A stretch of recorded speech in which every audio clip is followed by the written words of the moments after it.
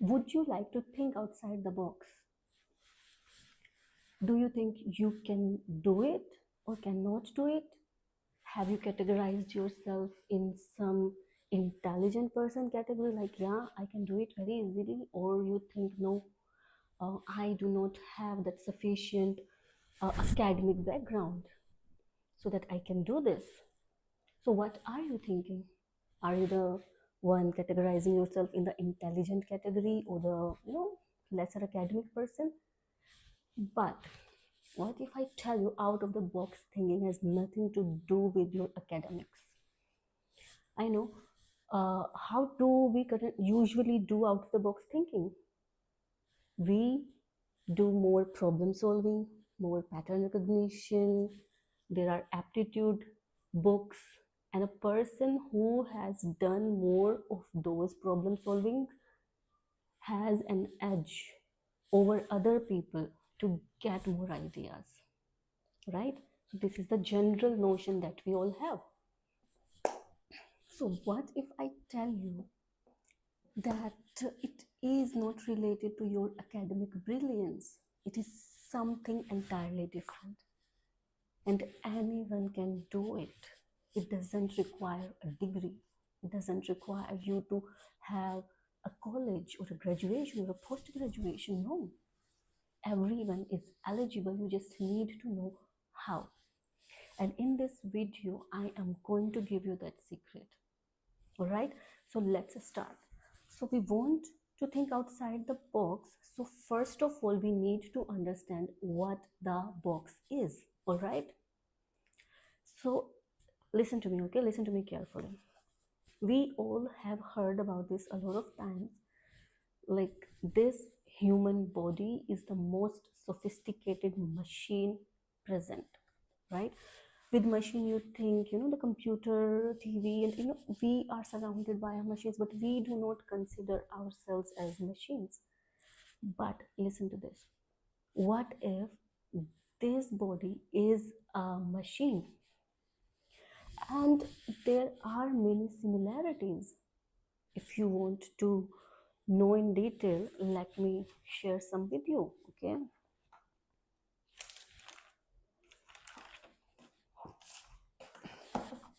All right, first of all, memory, right? Let's compare human body with a computer. So now, first of all, we need to have memory, right, in computers. So the computer has RAM and hard disk. RAM is like which we can, which is near to the CPU, and it can be fetched quickly, right? Similar thing we have in human as a short term memory, you know like I can remember what I had dinner today morning, but I may not remember what I had in the dinner 5 days back, right? I would not do that. We have this short term memory. And there is a hard disk in computers where, the short term memory, the RAM has a very small size. It keeps it is used to do the immediate processing, and then the results, or the bigger data is actually stored in hard drive. So in humans, we are going through our day-to-day experiences, and we have this short-term memory which we are using, and then if we in whatever happened in the daytime, so now a filtration will happen, okay, at the night when we sleep. So whatever experiences we had, it will create some concepts, okay? It's like summarizing the day, or creating some concepts. If you, if you read a chapter of 10 pages, and then if you want to revise it very quickly, how would you do it? You will convert it to the bullet points, you will make a diagram or something, right?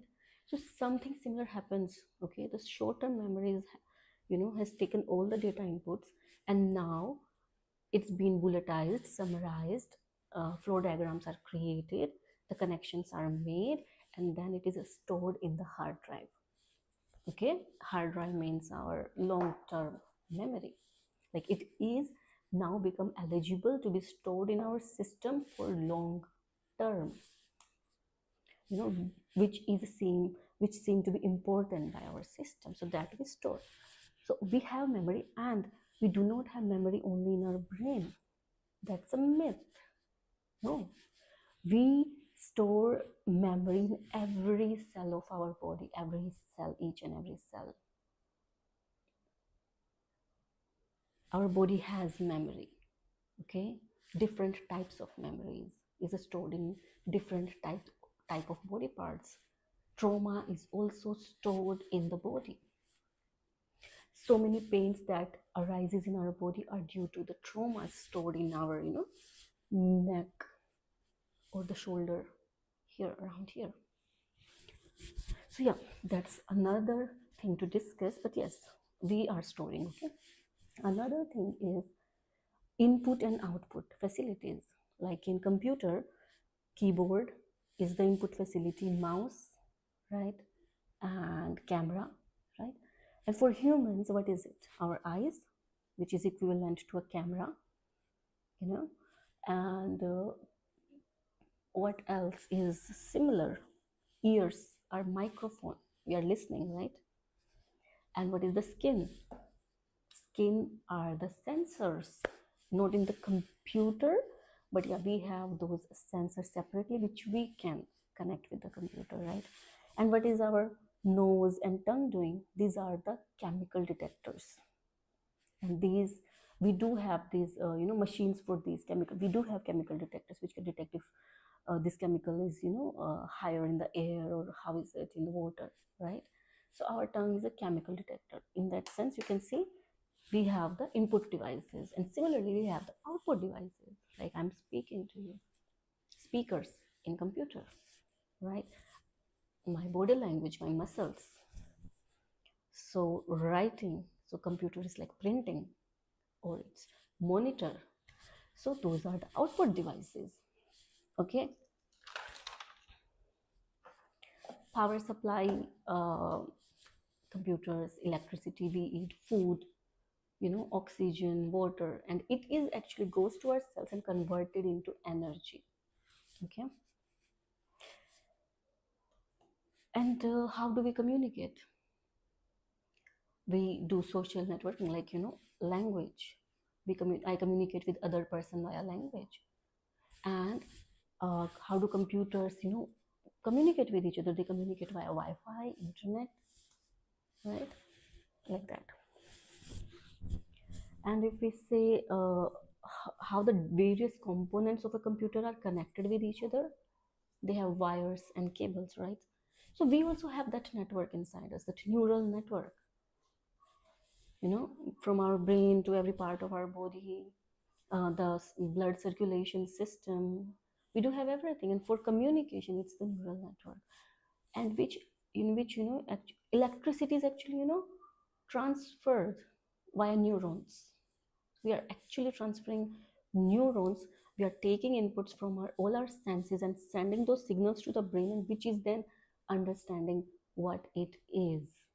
It is making sense of all the signals, and that is the CPU, central processing unit. This is our brain. So, but what is different than a computer and us? We are conscious. Computers are not. But are we exercising our conscious choice or not? Is the bigger question. Other than consciousness, we are just a machine. And have you ever heard about machine learning software, machine learning models? What is machine learning? So what happens is, in a normal computer, like we are feeding the data, and like there is an Excel sheet, and we say take numbers from column 1 and column 2, and you're writing a formula like, okay, do a sum and write in the column 3. Okay, so that is like we are directly telling what to do. But in machine learning, what happens is it tries to interpret the patterns, which I actually did in my college, is that we fed human faces a huge data set. We do get these data sets online. We fed a huge data set of faces to our model, which in that there were lots of tags. Okay, tags like this is Asian person, he is happy, he has brown skin, or he's smiling, black hair, or so we gave certain tags, his age, his gender, we gave some tags to that picture, every picture. Okay, and then we gave that model, we gave the data to our model, and then it read it, and it created patterns. What is the common, between the tags? There were multiple pictures of Asian people, so what is common between them is the job of the ML model. So now, when we gave it a completely new face, it could recognize what is the gender, what is the nationality, what is the ethnicity. This is the ML. So I would like to draw the parallel between humans and the machine learning model. So we are born into an environment, and then we are continuously taking inputs. And from those inputs, we are creating patterns like a machine learning model. We are forming habits from whatever activity we have been doing. And that creates the autopilot response. Whatever data we collected in our childhood, and we keep on adding more data, that is the data set over which we are creating our patterns. And then we are solidifying it with actually believing it to be true. So, a pattern is recognized, and we say, yeah, yes, it's right. It's right. It's solidified. Now your habits are formed, right? Your responses are automated so that your mind has your energy could be saved. Your mind has less to compute. We want nature wants us to go on autopilot to conserve the energy, but that doesn't mean you will grow in life.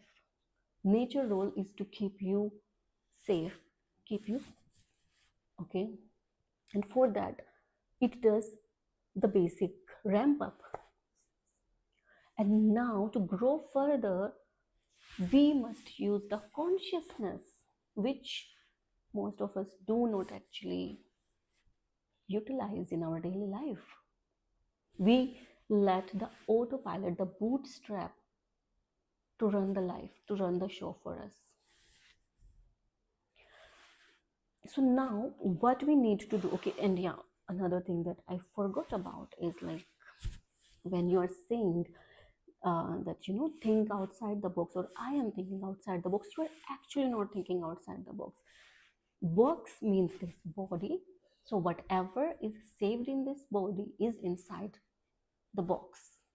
Okay, you can add more data, you can put so many more patterns, but that is still inside the box. So how can you go outside the box and get those fresh ideas? Connecting to the internet. Okay, so you know how a standalone system works, right? When there is no internet, how limited it is. That's how we work most of the time. So here in the internet, in the computers and machine, it's the internet which just shoots the possibility up the sky. Now there is no limit on what can be done on this computer. There is no limit.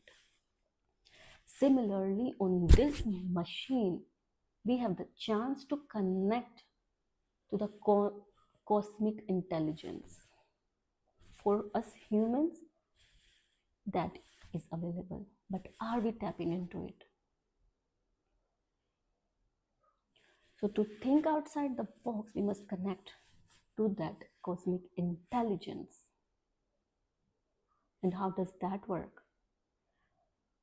That works like you can think about, if the computer is very busy, there is a priority given, okay? So if this computer is doing some processing, It has to be finished before any internet activity, before any network communication can be done, if the programming is done like this. So it's similar to that. If we are too much busy thinking, too much into our head, trying to figure out solutions by our own, always overthinking about past, present, future, too much in fear, so we are just already overloaded. At that moment, downloads does not happen.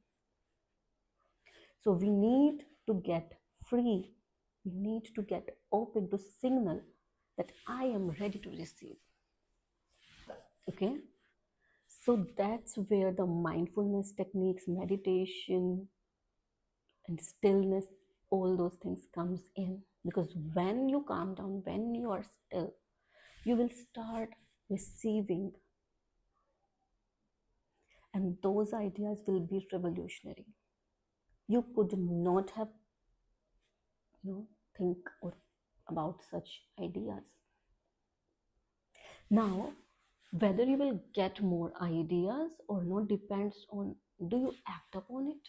If you act upon it, you're signaling further that I want more information on this, and the next step is shown. So out of the box thinking is not required in some specific scenario.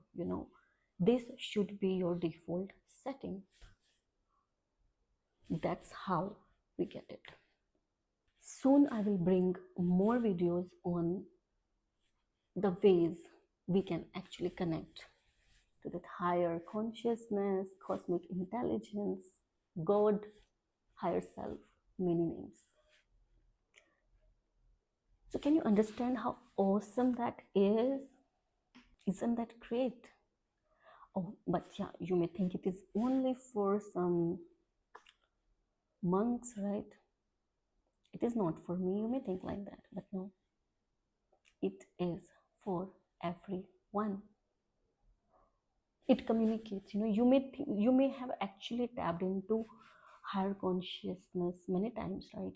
You may have gotten an amazing idea when you were not thinking about that particular problem, but then it came suddenly because you were relaxed, and then the information came to you, and you thought, yeah, it's my thought, I thought it. But those are the downloads which you received in your calmness, in your stillness.